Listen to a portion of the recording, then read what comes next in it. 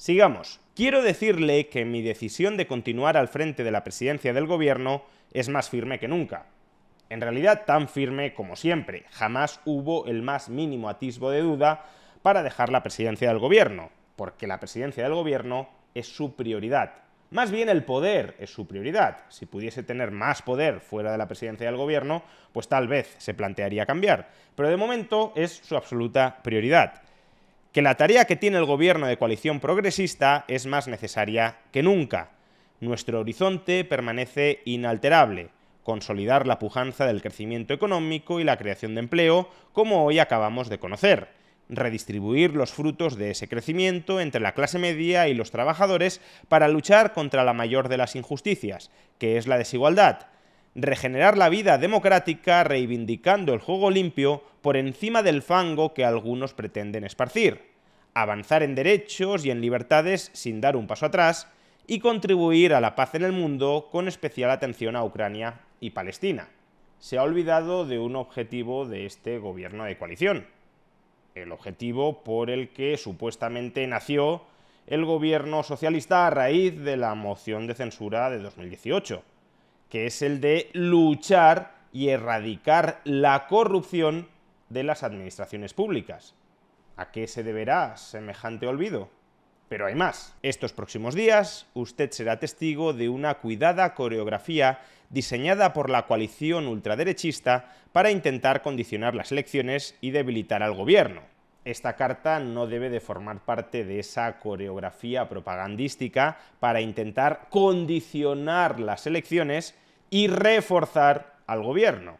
Parece que si un tribunal dicta una resolución y se critica al presidente del gobierno por el hecho de que su esposa esté imputada por corrupción y tráfico de influencias, eso es máquina del fango, eso es una cuasi manipulación del resultado de las elecciones. Y en cambio, si el presidente del gobierno publica este tipo de cartas deliberadamente manipuladoras de la opinión pública, eso no es una forma de influir y de condicionar el resultado electoral.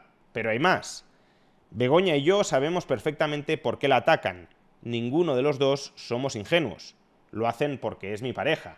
Sí, en efecto, porque es tu pareja.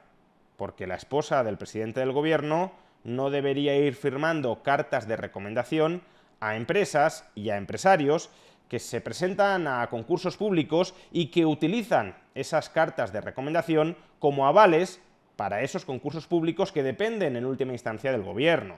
Porque hay determinadas cosas, hay determinadas actividades que la esposa del presidente del gobierno no debería hacer. Y como Begoña Gómez las ha hecho, por eso se la ataca. Y se la puede atacar por falta de decencia y de decoro, o se la puede atacar porque el tribunal aprecia potenciales indicios de delito en el comportamiento de Begoña Gómez, motivo por el cual la cita a declarar como imputada dentro de estas diligencias previas para dilucidar si sigue avanzando en las investigaciones o si archiva todo el procedimiento por no apreciar que efectivamente haya comportamientos delictuosos.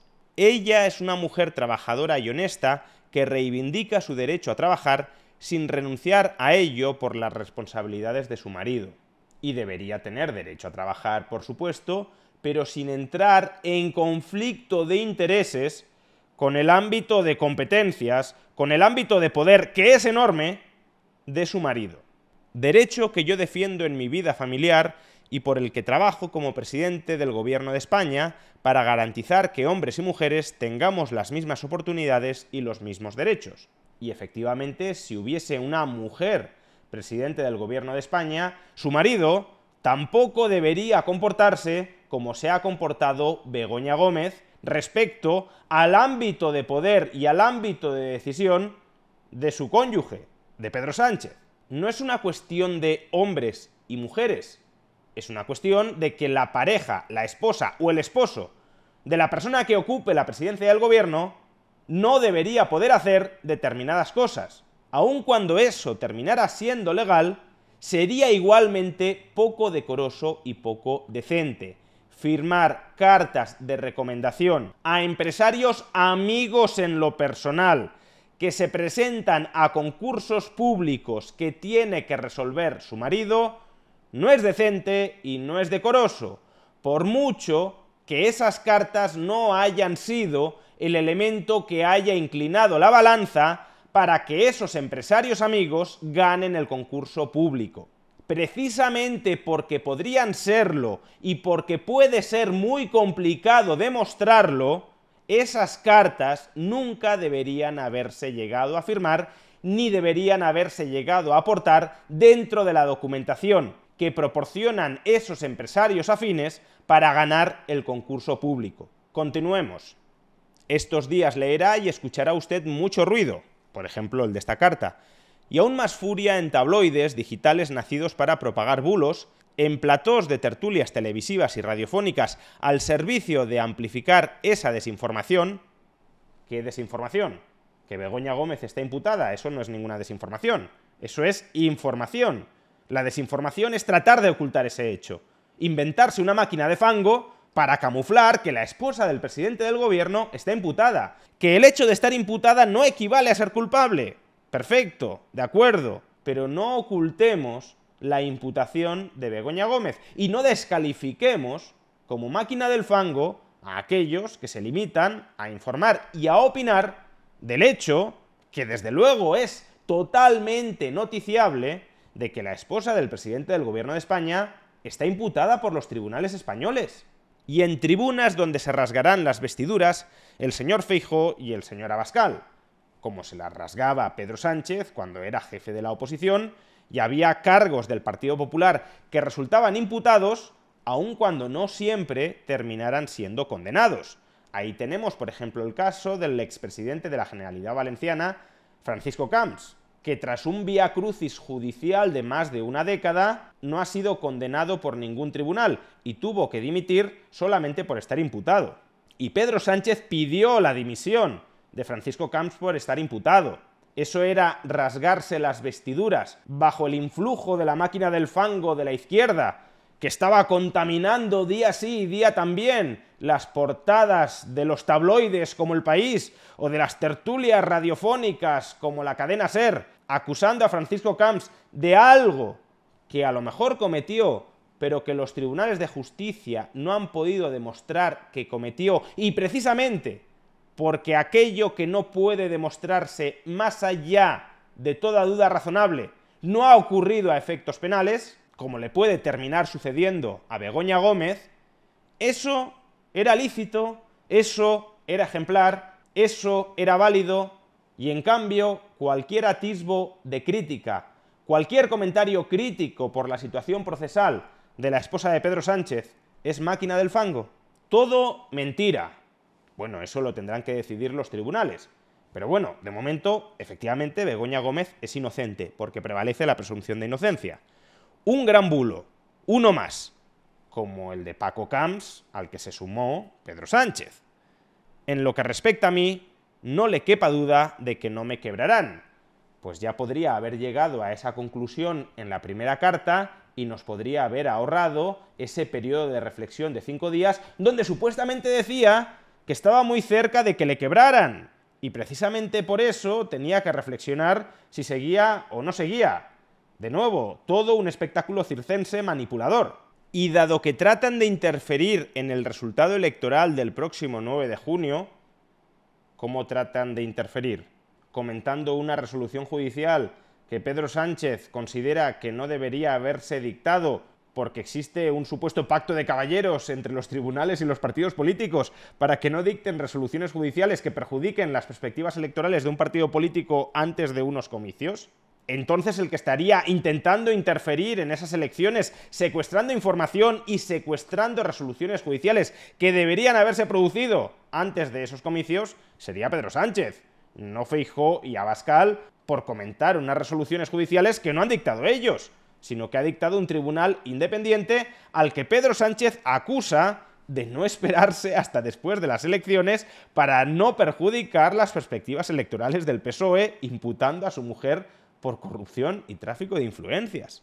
Y dado que tratan de interferir en el resultado electoral del próximo día 9 de junio, ojalá sus promotores, el señor Feijóo y el señor Abascal, encuentren la respuesta que merecen en las urnas: condena y rechazo a sus malas artes. Misma estrategia que en la anterior epístola a la ciudadanía. Tratar de aprovechar la situación de imputación de su esposa en su propio beneficio, para victimizarse, manipular a los ciudadanos, cosechar su voto y salir reforzado políticamente para iniciar una ofensiva contra los medios de comunicación que informan, que investigan no alineadamente con los intereses del gobierno y contra los tribunales independientes que se atreven, oh escándalo, a investigar a la esposa del presidente del gobierno y a hacerlo antes de unas elecciones europeas. Quedan unos días de ruido antes de las elecciones y unos pocos más antes del verano, pero también quedan más de 3 años de gobierno, de progreso y de avances. Es que, efectivamente, una cosa es la acción del gobierno, el periodo de legislatura en el que se puede mantener este gobierno, y otra cosa son los plazos y las competencias del Poder Judicial. Los tribunales no se mueven, o no deberían moverse, porque después de lo que acaba de reconocer Pedro Sánchez, cualquiera pontifica al respecto. Los tribunales no se mueven en función del calendario electoral de los partidos políticos. No se mueven o no deberían moverse en función de la agenda de reformas que pretenda aplicar un determinado gobierno. Si los tribunales aprecian corrupción, tráfico de influencias en la acción del gobierno, sancionarán a aquellos políticos que hayan sido autores de esos casos de corrupción y de tráfico de influencias, al margen de si las políticas del gobierno son muy buenas o son muy malas, al margen de si quedan muchos años de legislatura o muy pocos años de legislatura. Y si no lo aprecian, lo mismo con independencia de todo lo demás. Por tanto, dejemos que el Juzgado de Instrucción número 41 de Madrid haga su trabajo, sin presiones. El procedimiento penal es tremendamente garantista, como para que no acabe siendo condenado nadie que no sea culpable de los delitos que se le imputan. Por tanto, si Begoña Gómez es inocente, terminará siendo declarada inocente. Incluso si Begoña Gómez es culpable y no se es capaz de demostrar su culpabilidad, terminará siendo declarada inocente. Por tanto, respetemos la autonomía judicial para actuar. Y mientras tanto, claro, dejemos que los otros dos poderes del Estado, el Ejecutivo y el Legislativo, sigan haciendo su trabajo dentro de los plazos de la presente legislatura. Pero es Pedro Sánchez el que lo mezcla todo. Es Pedro Sánchez el que llegó al poder instrumentalizando una resolución judicial, bien instrumentalizada, tampoco voy a criticar eso, y ahora es Pedro Sánchez quien no quiere que el relato político que creó para llegar al poder a lomos de una moción de censura se le gire en contra. Y para que no se le gire en contra, y para que sus perspectivas electorales no se deterioren, no duda en socavar, en soliviantar la independencia del Poder Judicial y de los medios de comunicación. Porque Pedro Sánchez lo que prioriza no es la regeneración del Estado de Derecho, de la separación de poderes. Pedro Sánchez, como ya hemos dicho, lo que prioriza es su poder, es la preservación de su poder, a una costa del Estado de Derecho y a una costa de la separación de poderes. Y esta segunda epístola bolivariana a la ciudadanía no hace más que confirmarlo.